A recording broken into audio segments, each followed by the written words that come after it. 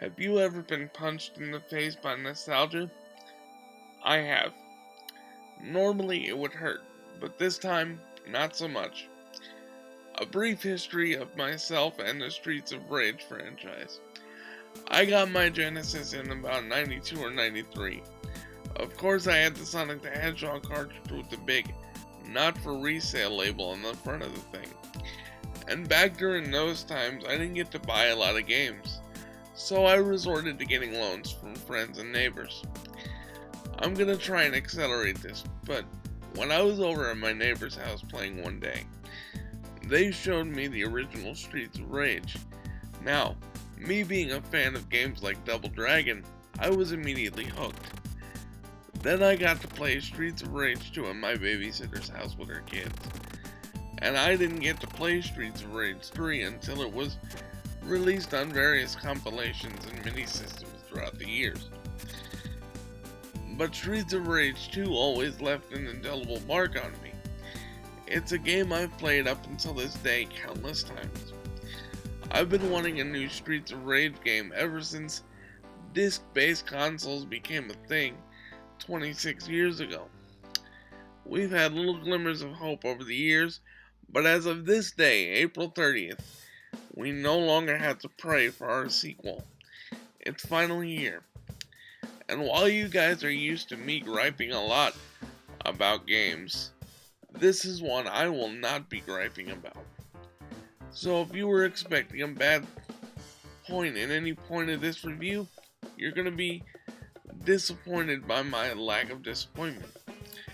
I'm not going to go into any story details because honestly this is worthy of a playthrough.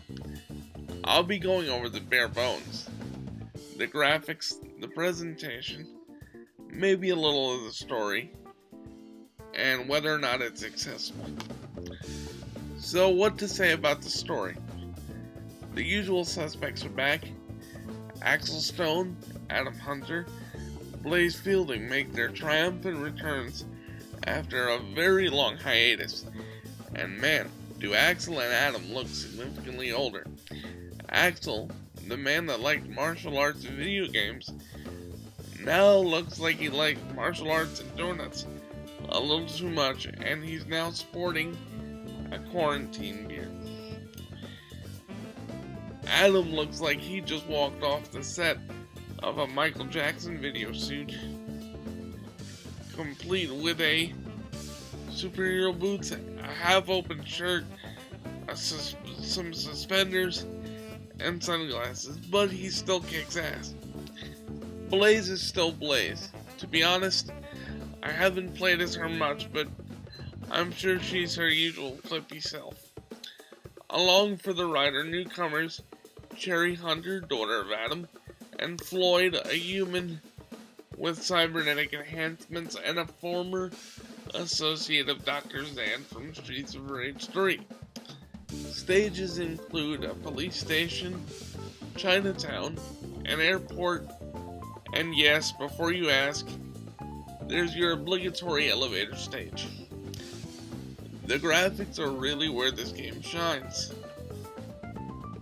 One would complain this looks like a mobile or flash game, but I can proudly report that when you have the game in front of you on a screen, the characters are beautifully hand drawn and it looks like you're playing the pages of a comic book.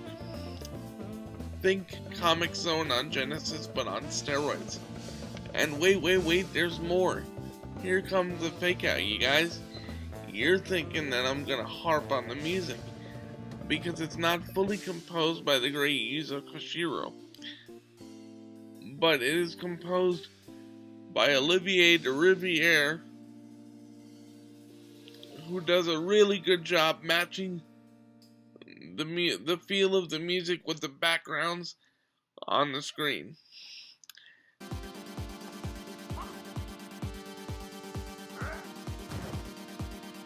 However, if you're not a fan of the new tunes, don't worry. There's a setting in the game that allows you to switch the soundtrack to the retro music, and it feels really, really awesome to be able to do that.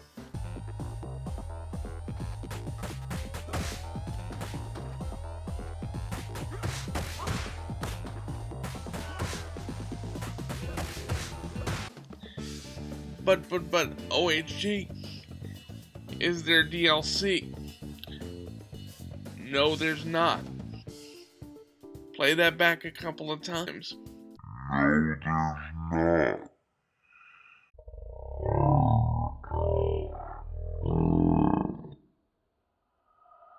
But there are unlockable things in this game you can get just by playing the game. In fact, everything is available in that way. And the game is a lot of fun, so I will be coming back. There are multiple modes of play here as well. There's your standard story mode, which is self-explanatory. Arcade mode, which for us hardcore fans is a test because you have one credit to make it through the entire campaign. 1 credit to rule them all. There's also boss rush mode, where you simply have to defeat all of the bosses in succession.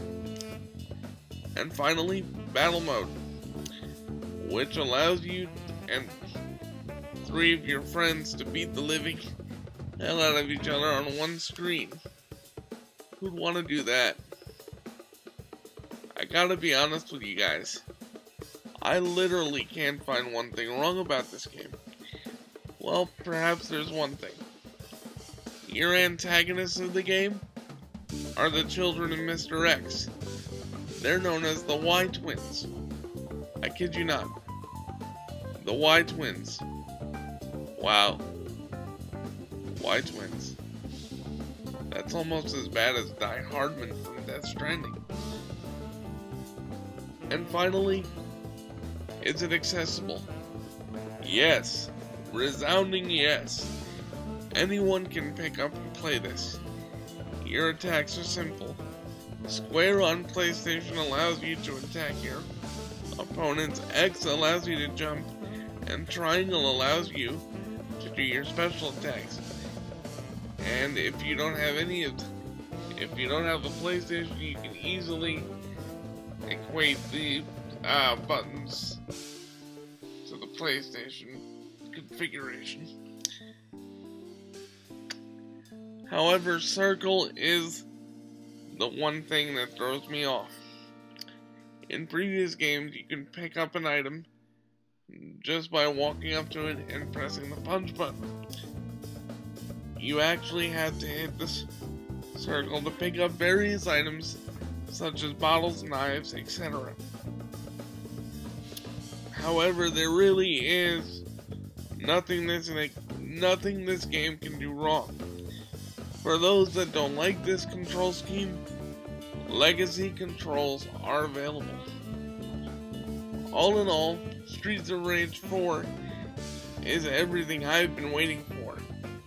Classic beat-em-up action, a ton of replay value, and absolutely zero DLC. Did I mention? Oh, it's also really cheap. $25 and you can have it on PS4, Xbox One, Nintendo Switch, and Steam. But there's a caveat with the Xbox. It's also on Xbox Game Pass, so you can technically get this for free if you're a Game Pass subscriber, which I happen to be. What I'm really looking forward to is getting together with 3 other friends, having 4-player co-op action, and seeing if we can conquer the game together. I'm excited to see what kind of damage we can do. It's everything I've wanted and more. And frankly, I'm going to stop talking so I can go play it. Thanks for watching, guys. Don't forget to like, comment, subscribe, and Grandpa!